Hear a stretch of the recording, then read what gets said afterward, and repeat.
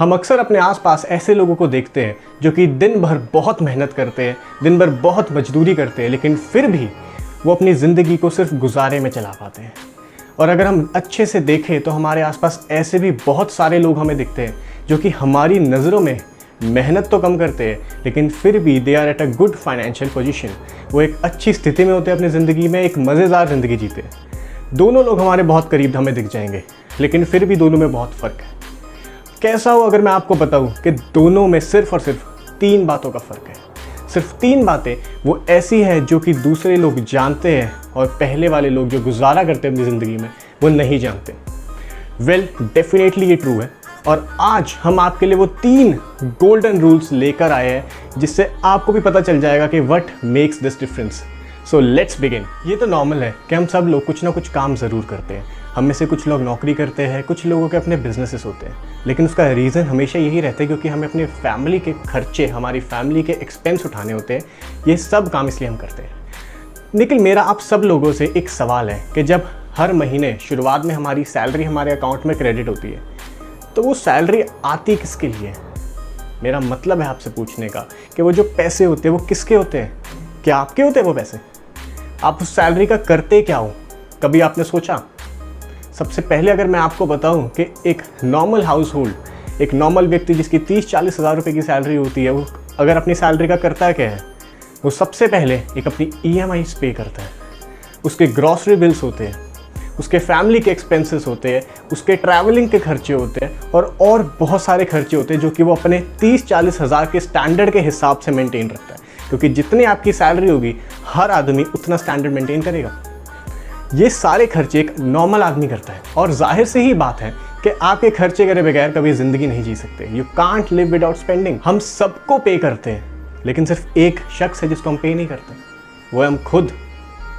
हम इतनी मेहनत से पूरा महीना काम करते हैं सिर्फ वो सैलरी के लिए, और शायद ही कोई व्यक्ति होगा जो अपने आप को सबसे पहले पे करता होगा बजाय बाकियों के। हम जो इनकम अर्न करते हैं उसका मेजर पार्ट हम डिस्ट्रीब्यूट कर देते हैं, लेकिन जो बंदा वो इनकम अर्न करता है उसके पास at the end of the month कुछ भी नहीं रह जाता। And this is the number 1 rule, a part of all you earn is yours to keep. और ये पार्ट कभी भी 10% से लेस नहीं होना चाहिए। A part all you earn is yours to keep, और 10% से ज़्यादा रखो। और यही एक राज होगा आपकी वेल्थ क्रिएशन की स्टार्टिंग का। ये मत समझना कि इसकी वजह से क्या फ़र्क पड़ेगा। वेल्थ इज़ लाइक ट्री, वो एक छोटे से बीज से भी बढ़ना शुरू कर देती है। तो पहला रूल याद रखो कि आप अपने आप को पे करना शुरू करो। वैसे आपने सोचा कि जो अभी पीछे आपको टिप मिली है, अगर आप उस हिसाब से चले और हर महीना 10% अपनी इनकम का, अपनी सैलरी का निकालते रहे, तो अगले 20 साल के अंदर कितने पैसे होंगे आपके पास? लेकिन सबसे बड़ी समझने वाली बात यहाँ पे ये आती है कि सर ये पैसे तो हमने इकट्ठा कर लिए, ये तो हमने अपनी इनकम में से अपने आप को पे कर दिया, लेकिन अब इस पैसे का करे क्या? क्या घर पे रख दे, लॉकर में रख दे, करे क्या? वेल, ये पॉइंट समझना पहले वाले से भी ज़रूरी है, क्योंकि अगर ये नहीं समझा ना तो पहले वाला भी बर्बाद हो जाएगा।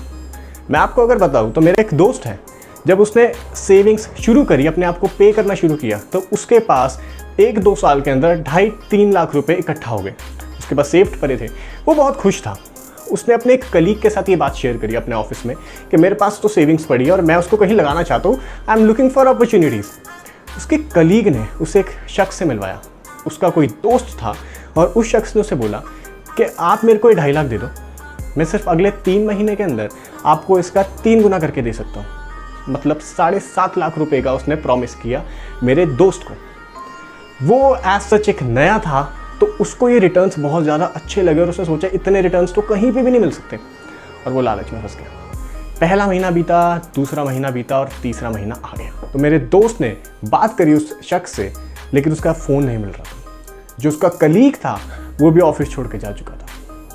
उसके बाद उसके पैसों की कभी भी खबर नहीं मिली। जब वो मेरे से मिला, उसने मेरे को ये सारा इंस्टेंस बताया, तो मैंने से एक ही सवाल पूछा कि क्या आपको ट्रस्ट था उस पर जिसको आपने पैसे दिए? क्या आप जानते थे? तो उसका जवाब था नहीं। मैंने कहा क्या आपको एक जेन्युइन आदमी लग रहा था? आपको लग रहा था कि हाँ इसको कुछ नॉलेज है इन्वेस्टिंग की? उसने कहा नहीं। तो मेरा एक ही सवाल था कि आपने उस पर ट्रस्ट क्यों किया? आपने उसको पैसे क्यों दिए? देखो, अक्सर हम हाई रिटर्न के चक्कर में लालच में आ जाते हैं और अपना जो प्रिंसिपल अमाउंट है, बेसिक लैंग्वेज में बोलूँ तो जो हमारा सेव्ड मनी है, जो हमने सेव किया है बार बार, वो भी हम गवा देते हैं सिर्फ थोड़े से रिटर्न के ऊपर। अगर आपको कहीं पे अनएक्सपेक्टेड रिटर्न्स दिख रहे हैं कि मैं 3 गुना 4 गुना 2-4 महीने में कर सकता हूँ, तो उस पर प्लीज़ इन्वेस्ट मत कीजिए अपने पैसों को, क्योंकि ये आपके हार्ड एंड मनी है, इसको वेस्ट नहीं करना हमने। और इसी के साथ हमारा सेकंड पॉइंट आता है, don't give a chance to people who want to steal your money. कभी भी उन लोगों को चांस मत दो जो आपका पैसा आपसे हड़पना चाहते हैं, और हमेशा उन लोगों के एडवाइस पे इन्वेस्ट करो जो खुद एक्सपीरियंस्ड हो। अभी तक हम सीख चुके हैं कि हमें कैसे पैसों को जोड़ना है, अपने आप को पे करते हुए कैसे हमने वेल्थ क्रिएट करनी है, और सेकेंडली किनकी गाइडेंस में हमें उस वेल्थ को इन्वेस्ट करना है ताकि वो और ग्रो हो सके।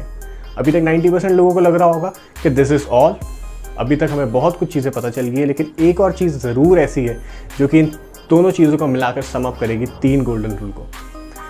मेरे को एक दिन एक इंसान मिले थे, मेरी जब उनसे बात हुई तो मेरे को पता चला वो भी अपने आप को पे ऑफ करते हैं और वो भी इन्वेस्ट करते हैं। लेकिन एक चीज़ उन्होंने मेरे को बताई कि जब भी वो इन्वेस्ट करते हैं, जो उनको मंथली रिटर्न्स मिलते हैं अपनी इन्वेस्टमेंट्स पे, जहाँ पे उन्होंने अच्छे लोगों की गाइडेंस में इन्वेस्ट किया होता है, वो हर महीने उस रिटर्न्स को निकाल लेते हैं और वो पैसों को यूज़ करते हैं अपनी मौज मस्ती करने में। वो ट्रैवलिंग करते हैं, वो चीज़ों को बाय करते हैं, बहुत सारी चीज़ें जो कि शायद उन पैसों से नहीं करनी चाहिए वो यूज़ करते हैं। एक चीज़ हमें जाननी चाहिए कि जो हमारी सेविंग है, जो हमने स्टार्टिंग में सेविंग करी है, वो हमारी एक पेरेंट सेविंग है। पेरेंट सेविंग का मतलब वो हमने खुद उसको पैदा किया है चीज़ को, वो हमारी खुद की, हमने अपनी इनकम में से उसको साइड में रखा है। अब वो पेरेंट सेविंग को हमें मौका देना चाहिए अपने चिल्ड्रन बनाने का, एक चिल्ड्रन सेविंग जो आपकी रेंटल और आपके डिविडेंड्स बनेंगे। सिंपली बात करूँ, जो प्रिंसिपल पे, जो बड़ी रकम पे आपको छोटे छोटे इंटरेस्ट मिलेंगे हर महीने, वो चिल्ड्रन सेविंग को हमें बढ़ने का मौका देना पड़ेगा अगर हम कंपाउंडिंग के इफेक्ट को लाना चाहते हैं। वेल, कंपाउंडिंग अपने आप में बहुत बड़ा टॉपिक है और उसके ऊपर भी बहुत जल्द इस चैनल पे वीडियो आ रही है, लेकिन compounding can do wonders for you. ये चीज़ आपको जाननी पड़ेगी। Compounding can do wonders for you, but you have to let it work for you. आपको उसको देना पड़ेगा काम करने के लिए समय, time will play the role. और इसी के साथ तीसरा पॉइंट सम अप करते हुए कि आप अपने रेंटल्स को, अपने डिविडेंड्स को री इन्वेस्ट कीजिए ताकि कंपाउंडिंग का मैजिक देख सके। In the end, summing up the 3 golden rules for you. First one, पे योरसेल्फ फर्स्ट। जो भी आपकी सैलरी आ रही है उसमें से 10% सबसे पहले आप खुद को क्रेडिट कीजिए। सेकंड पॉइंट, जब वो पैसे आप सेव करेंगे, ऑब्वियसली हमेशा अच्छे लोगों की एडवाइस में उसको इन्वेस्ट कीजिए। कभी भी फ्रॉडस्टर्स के पास मत उसको इन्वेस्ट करो, क्योंकि आपका पैसा बहुत ज़रूरी है आपके लिए। The third one and the hardest of all, let the compounding effect begins. Let your gold make go more gold for you. आप अपने पैसे को मौका दो और पैसा लाने के लिए। So these are the 3 golden rules and I'm sure now you know what to do and what not to do. क्या करना है क्या नहीं करना आपको सब क्लियर है। अब ये तीनों रूल को अपनी लाइफ में इम्प्लीमेंट कीजिए और वेल्थ क्रिएशन के मैजिक को एंजॉय कीजिए। इन द एंड, आपको वीडियो अच्छी लगी हो, पॉइंट्स अच्छे लगे हो, तो इस वीडियो को लाइक करो, कमेंट करके बताओ कौन सा पॉइंट सबसे अच्छा लगा। चैनल पे नए हो तो इस चैनल को ज़रूर सब्सक्राइब करो, हमको मोटिवेशन मिलती है आपके सब्सक्रिप्शन से, ताकि हम ऐसी और वीडियोस बना सकें। So now I will meet in the next video. Till the time, remember, aim high and reach higher.